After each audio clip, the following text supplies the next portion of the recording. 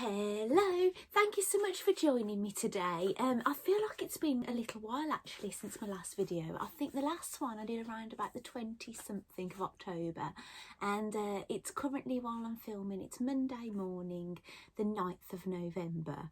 So it does feel like a while, but there's been a few reasons why it's been so long. I was hoping to bring you videos sooner, but a lot of things have been happening, so which I'll tell you about along the way. One of the major things that happened is that school called me. So on the 5th of November, we were going to have a fireworks display in the garden, and that was the plan. But on the 5th of November, because in the UK we have bonfire and fireworks parties on the 5th of November, we have a thing where we say remember the 5th of November, and it was when the Houses of Parliament were nearly blown up by a guy called Guy Fawkes. I can't remember what that year that is, I'm sorry. I did do history at school, but I didn't take it as a GCSE. I think I have learnt more about history since leaving school, but I didn't have a lot of interest in the topics we were covering when I was in school, and but I know we probably did cover that, but I can't remember the date. So the school called me, so I think it was a Thursday morning. I'll tell you why there was another delay. It was the first day of lockdown, so that was one of the other reasons for the delay. When I found out we were going into lockdown 2, I wanted to celebrate the last few days of freedom, so I was so busy. So crafting really for a few days was put on the back burner, and I managed to go ice skating. Like my coach said, oh, should we meet up a day early? And so actually I have got a little video of me skating. I could put it on here, but it's about 20 seconds long though. I tell you what, maybe I'll put it on at the end. I don't know today whether I'm going to do this video in 2 parts, but don't worry, if I do decide to do that, what I'll do is I'll upload the first part to YouTube. I'll set it to private so nobody can watch it, delete then that video off my phone, then upload the next one, and then I'll put them onto public straight away, so when you watch part 1 you can go straight to part 2. And the reason for that is last time I did a video I had a lot of trouble. When I finish filming I have to put it into editing to add all the photos, and the video was about 50 something minutes long, but it was saying that the file was too large to save on my phone, so I deleted so much on my phone. It was basically near enough back to factory settings. It was so bad. I got no music. I was deleting all the apps that I actually use. It was quite, and then it kept on saying, there's not enough space to store this video. And I was getting really frustrated. So I think if I try and do it in 2 parts, it might be easier, but then I won't be able to piece them together on YouTube. They'd have to be in separate parts, but we'll see what happens. I'll keep an eye on the time and hopefully I don't get any interruptions. So that was one of the reasons for the delay, because I just thought, you know, sewing can wait. We're going into lockdown. I'm going to just enjoy what we can do, and we went out a couple of times to eat and things. But then what happened on the first day of lockdown, I cut out a jumper, not the one I'm wearing. You saw this jumper last time, but you haven't, but I'm actually wearing it in the video this time. I'll talk about that in a moment. But yeah, so I traced the pattern, I cut out a jumper, and I didn't get to finish sewing it because the school called me around about lunchtime to say my youngest son wasn't feeling well and could I collect him. So I went up there and I thought, oh, in all honesty, I thought, oh, I bet it's not too bad. And I thought, I've got all these plans for a bonfire, so if I pick him up early, it's quite useful because I can do a lot of the kitchen prep a bit earlier than I would have later. You know, get him settled and put him to bed and whatever. But it was a bit of a shock actually when I picked him up. It took quite a while for them to bring him out to me, and he was doubled up in pain and was really struggling to walk. So I drove him back home. I didn't get him out the car because I thought, well, I think I'm gonna have to take him somewhere pretty urgent. So I just got him a pillow. And I called the 111 service. That's a service in the UK. And I thought, well, that they could advise me where to go, because I know the hospital that I would normally take my children to, I know that has been used as a corona overspill hospital, because I had an appointment in the spring and that got cancelled and hasn't been rearranged. So I thought, well, can I take him there? So I answered all these questions. They didn't they said a physician would call me back to keep the line free, but call back if his condition gets worse. I drove down to the chemist because we'd run out of children's painkillers, and the chemist is closed between 1 and 2, so I drove back. Then he vomited in a bag in the car, so I decided to phone back the 111 service, but on my son's phone, to free up the other phone because the physician would be calling to tell them, but I had to go through all the questions all over again. And I said, just to say he's vomited, and they said physicians will call you back, keep the line free. But what happened is, during that phone call, they said there was a number I can call you back on if you get disconnected. And I don't know my son's number off by heart, so I had to give him mine. So she called me back on the phone. I was expecting the physician to call, and I was thinking, oh gosh, what if they call and I'm on the phone to her? So while I was waiting then, I went back to the chemist, tried to order some painkillers, and she said, oh, what's the pain for? And I said, well, he's got stomach pain. She said, well, you need to be a bit more precise. And I said, look, can I just have the kids' painkillers, please? I said, look, she said, what I need to know. I said, he's in stomach pain. I said, I'm going to be taken into, I think I'm going to be taken into hospital shortly, but he's in pain. She said, yeah, but I don't want to sell you painkillers and then mask a problem. And I thought, I've never ever been questioned before when I'm getting painkillers for children in all the years, bearing in mind I've got a 17-year-old, and I felt like to say, give me the damn painkillers. I was getting a bit irate, if I could be perfectly honest. Anyway, someone came from out the back and they sold me the painkillers.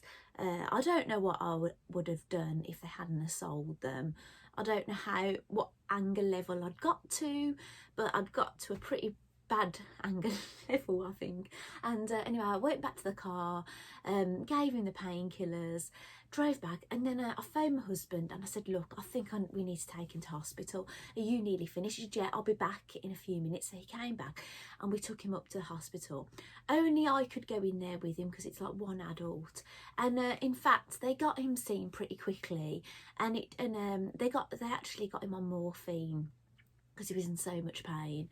We did think it was appendix, but it actually turned out it was a testicle torsion, I think it's called. Basically, it's a twisted testicle, and basically he had to have an emergency operation. They asked a lot of questions because they needed to know how long he'd been in the pain, because basically the testicle can die, it can go black and die. So if it's over 8 hours, I found this out after, then it would have had to be removed.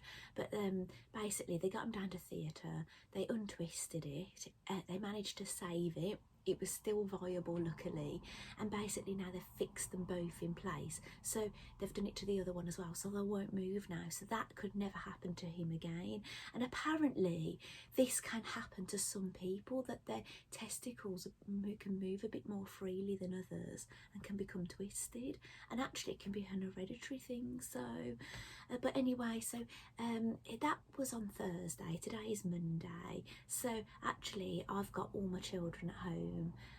I've checked him, he's all settled and everything and happy and recovering before I've done this. And because I'm homeschooling my middle one, my eldest is in college, but because of Corona he's only physically at college 2 days and the rest he does from home.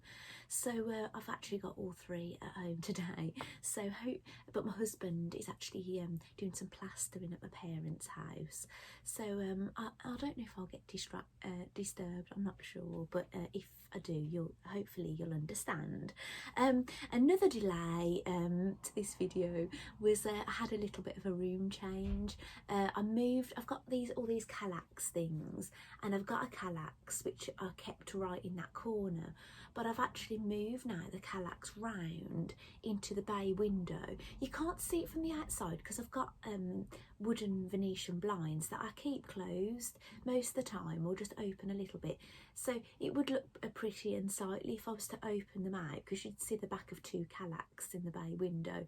But it just works so much better for me, because now I've got my sewing machine in the corner where the calacs was. I was a bit skewy before, but I'm kind of tucked away in a corner. So I have taken a photograph of where I now sit when I'm sewing, and it's looking basically over to here. I have changed things a little bit since this photograph, but I'll pop that photograph on if you've not seen it already. Some of the things have changed, because now I'm now sewing in that corner. I really need sewing things in that corner, so I've moved things around. But what it is, I'm not that fussy about this room at the moment, because some things are stored because I'm moving out of it for it to get renovated. So it's not people. I have had people say, oh, can we have a tour and whatever, but in all honesty, it's not the way I want my craft room to be, because I'm all a bit up in the air. So when I've moved out of it and the changes have been made and I move back into it, then I'll do a tour again. I have done one in the past, but I'll do a bit of a tour again, and when I'm feeling a bit more happy about it. Right, so what is this video going to be about today? I have got lots to show you as usual, and I'm gonna have a sip of my water actually, and bear in mind, if you need a break, pause it and have a cuppa and whatever, because I know I go on a bit, but there's going to be a bit of dressmaking, you know, sewing, crochet, knitting and gadgets and buys and things.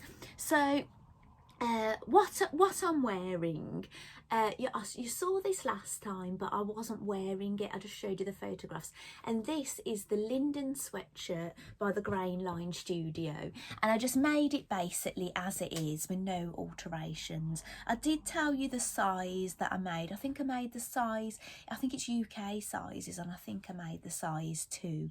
And the only trouble I had with it was normally I test the neckbands when I do knit garments, but I just cut it out the size it said, and I really had a lot of trouble. I didn't think the neckband was going to fit. I really had to stretch the life out of it, but it did fit, and it's really nice. You can't really see in this photograph, but it is covered in glitter, and it's really cozy, and that's exactly what I need in this craft room, especially this time of year.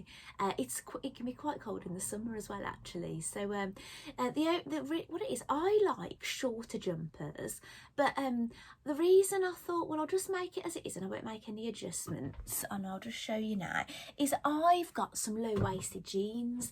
I know they went out of fashion, but I did manage to, all my old ones, I think I've got one old pair looking at my wardrobe actually, but I managed to buy another pair this year, and I thought, oh, well, they're coming back in, but I haven't seen any more, so I think it was just the one-off at River Island.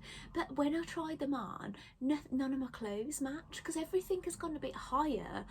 I just had too much midriff on show, so actually I thought, well, this will be really nice having a jumper that's a little bit longer. So when these aren't low waisted, oh gosh, am I flying low? These aren't low waisted, but when I'm wearing low waisted, at least I'll be okay. And oh, actually, I wore these jeans, I don't know if you can see it, I wore these jeans into hospital, and I left them, I went down to theatre in my pyjamas and I left them in the room, and I think a small child, there's Drew Biro all over them, look.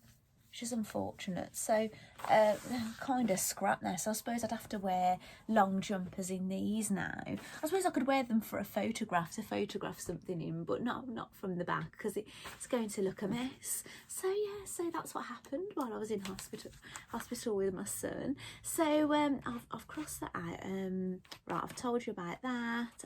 And actually in my last video, that's what I was trying to tell you when my husband came in to get me to help him move the chicken coop. I was trying to tell you that when I was excited about these jeans, and then I couldn't wear them because I had nothing to go with them. So that's why I was happy to wear a longer top. But I don't think I ended up telling you that, because when I came back, I think I just totally forgot what I was talking about, but that's what I was trying to tell you.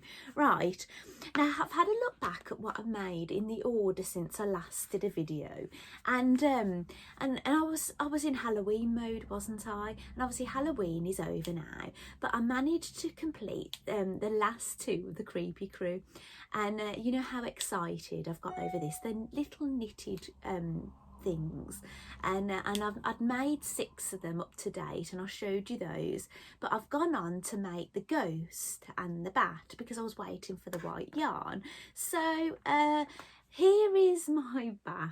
Oh gosh, he is so cute. I don't know how well you can see him here. I will pop a photograph, but look at his face. I've made, he doesn't look like, I wonder if I can get a photograph of the one the designer did. I'll put a photograph on it or here.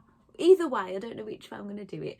And that's how he should look. And I'll show you how mine looks. So mine looks a bit more drippy looking, but I love him. He just his smile just looks a bit wonky, doesn't it? And I really love him. They've been a lovely addition to the cheerfulness of the house over Halloween and everything. And the reason I had to hold fire with that is because I needed the white yarn to do his teeth. So then I went on to make the ghost, and it was the 8th and the final one. And what was quite funny is when I was like sewing up his arms, right, I'll show you a photograph if I want to show you. And Fiona Hesford pointed out on Instagram, she's a designer, she pointed out he looks like he's doing Saturday Night Fever. And it is well spotted, because when I sewed up his arms, they were looking a bit quirky. I actually sewed up both arms slightly different. So I've made one look like he's pointing, and one is a bit like this. So he's a bit, and in the background you'll see it says, does it say eat, craft, sleep, repeat? And that's a little pouch. I was going to show you in my video actually that I bought it from a Chanda with my birthday money, and I think that's probably what got delivered in my last video. And a wall bag. I'll pop a photograph of the wall bag up actually. So I'd ordered that with birthday money, and I think that might have been one of the things that arrived, because I'd had a number of deliveries when you saw last time. And so that's what's in the background. But here he is. So these are my recent ones. So I've knitted all 8 of these now, and I think I might make a Halloween wreath. So next year you might see that I've have I got that wreath down here? I've put it somewhere. If I don't lose it, if I don't lose the perspex, is it perspex? Is it wreath? But if I don't lose it, you might see a Halloween coloured wreath, and I might have put these, I might just pin them on with safety pins, so do you know, if I change my mind I want to do something different. So that's something you're probably going to see next year now.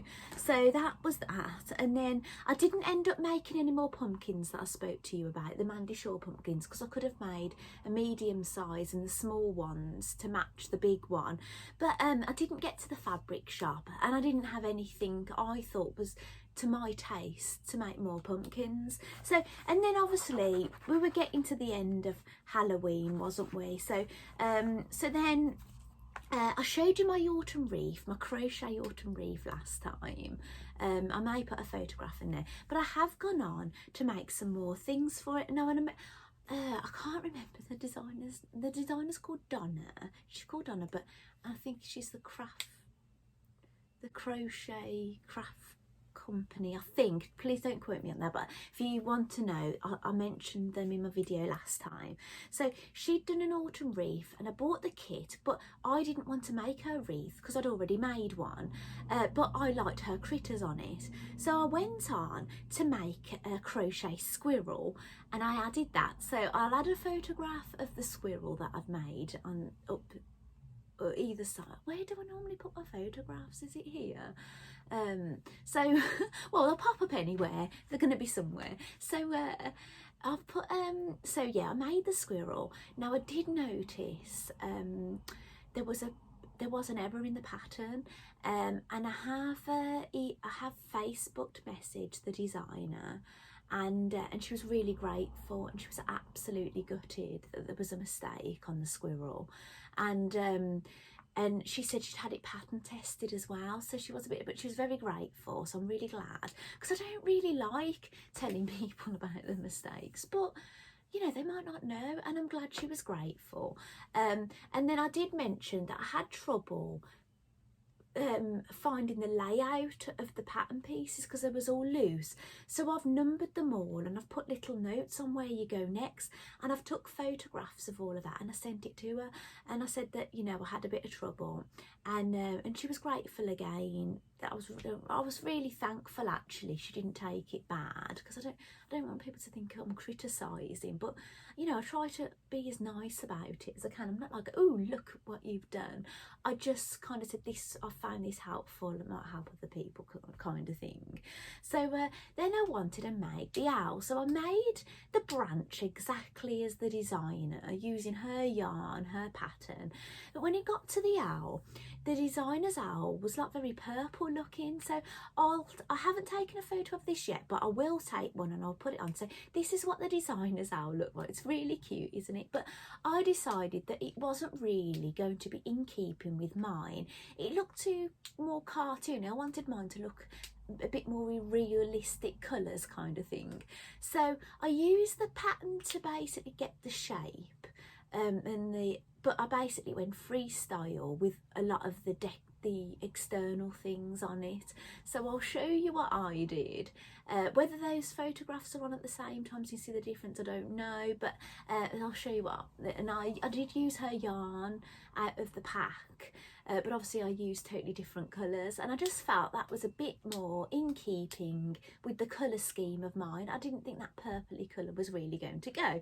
So there are more things I could make for that autumn wreath, but I think now I've got to put autumn aside, really, in the way it makes, because of the time of year that it is. So what did we do then? So we had a little day out. This was the day before Halloween. We went to well, basically it's a Christmas farm, but at Halloween it's a pumpkin farm. So we went there and we basically picked our pumpkins, and we had photographs in front of the Halloween pumpkin thing, and had a family and we wasn't all in the photograph together. I took photographs of the boys together, and then the boys took a photograph of my husband and I together, and I kind of put a collage together to make like a family photograph. I did, so you know, so that was what I did with them. And then on Halloween, it was quite late on Halloween, we did our pumpkin carving. Even though we got 5 pumpkins, I didn't do one, though I got one for my son's girlfriend, and so basically if she didn't want to do it, then I could do that one. So, but I'd got one spare, but I supervised, you know, I was just getting people to, you know, passing the tools round, clearing up things, pumpkin guts and things, and sorting out candles. When I realised I couldn't find the tea lights, so I just went round the house trying to find candles, but we couldn't actually light we couldn't light 5 at the same time. We could only light 4 at the same time because the wick had disappeared in one of the candles. But yeah, they did a lovely job. I especially love my husband's, the ghost. I was looking at it wrong to start with when he carved it, but when you put the light in it, you could see it was a ghost. I thought it was like some droopy eye things with nostrils and things, but I could see it once the light was in, and I was really impressed with all the efforts of the family. So so that was that. Where are we? Okay, we're not doing too bad. Then I saw a friend of mine. She was selling a little knitting mill, and I've used a knitting mill before, and it makes I-cord, and I know how to knit I-cord. You do it on double pointed needles. You just do it on, like, basically on 2 on 2 needles, but you have to keep sliding it down to the other end and going round kind of thing. Sorry, that's probably not making any sense. But this is a machine that does it. It does take a bit of getting used to getting this thing going. I was having some fails. Maybe I took a photograph of some failed attempt, and I did have to pull it out a few times, but I got it going in the end. But personally, I do think I prefer knitting it by hand for the perfection, because it can look a bit funny at the start and things, but I had a lot of fun using it and getting it going. And I thread wire into it because that's what the kit came with, and I wrote the word mint. The yarn I had was mint, and what the idea was, what the idea was, I was going to make a jumper. I was going to put the word mint on it. Now, when I was a teenager, the word mint was what you'd describe something good. So I thought, oh, that would be good. I could make a jumper that I like, a sewn jumper, not a knitted. Put the word mint on it, and then what the plan was, I was going to knit a maiden bracelet in the mint to match. Now, I've showed you the maiden bracelets before, maybe I'll put some photographs on, and I've made them in various colours. And then I was going to knit a headband. It's in thicker yarn, which I didn't have in mint, a cable twisted one. So I've ordered the mint yarn. So that was the plan. Well, I have gone on to make a jumper that I love, which I'm going to show you in a bit, but I don't want to put the word mint on. I think I'm just going to spoil it. So I don't know if that plan's going out the window, but I'm still going to do the mint hairband, and I'm still going to do the mint maiden bracelet. But when I do that, I don't know, and I'll explain that in a bit. So that was that. Then this is another reason it slowed the video. Just before lockdown, I went to a workshop. Now, I've mentioned the Westerly Rulers before, and I never used them, didn't own them, but I went to a talk with Angela Atwood at a quilting group, but I didn't get to watch it all because I had to pick my youngest son up from school.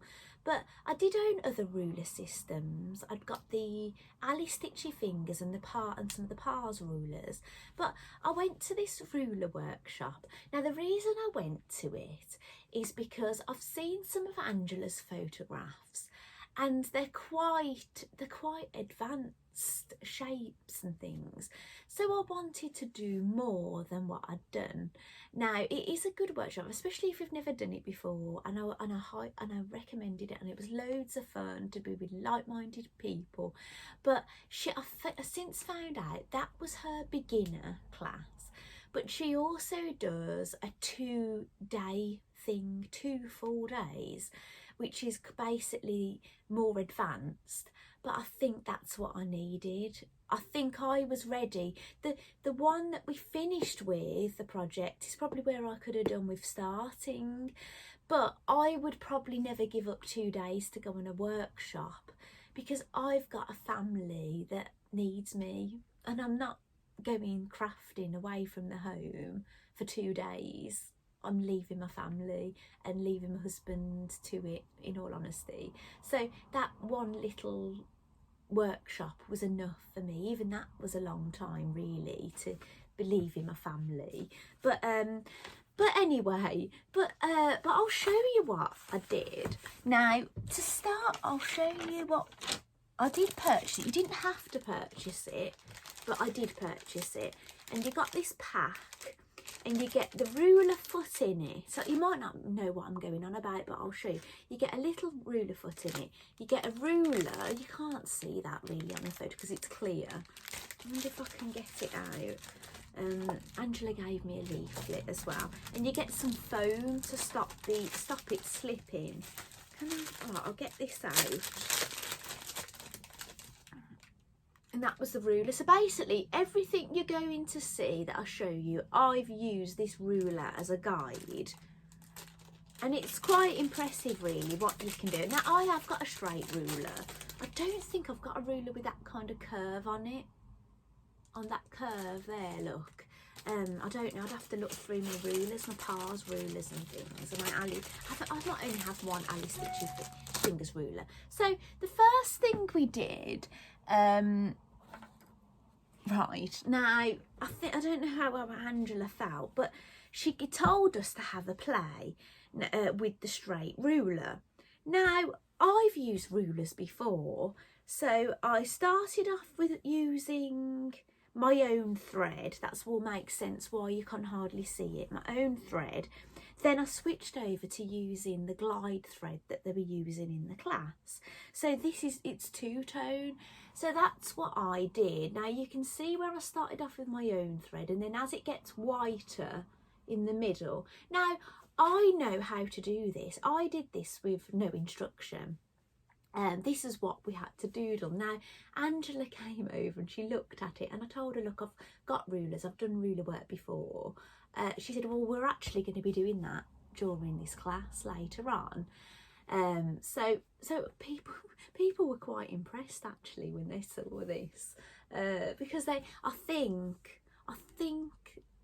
they were mostly beginners. I don't know, I think they might have had a go or whatever, but I've done this before. Like, that's when I first ever did it, I drew it. So if you follow me on Instagram and things, you'll have seen that I've done that shape before. So that was what I did first. Then she wanted us to do like a grid thing with the straight ruler, and that's what we did next. And I thought, that's quite good, isn't it? You know, you could use that on things. So basically this is wadding, and you've got a front piece and a back piece, and yeah, so I quite liked that. That was I've used different colour thread on that side, and I've used a different one that side. So that was the second thing I did. Let's have a look. Then we did the one that I've already shown you. That one I've done it on yellow fabric with white thread this time. So I did that again. Basically Angela showed you her technique, and you had to use this gadget. I couldn't get on with using that technique with this gadget. I tried it, I thought, no, that's not going to work for me. So I did it the way I knew, and in all honesty, I'd finished and people had hardly got started.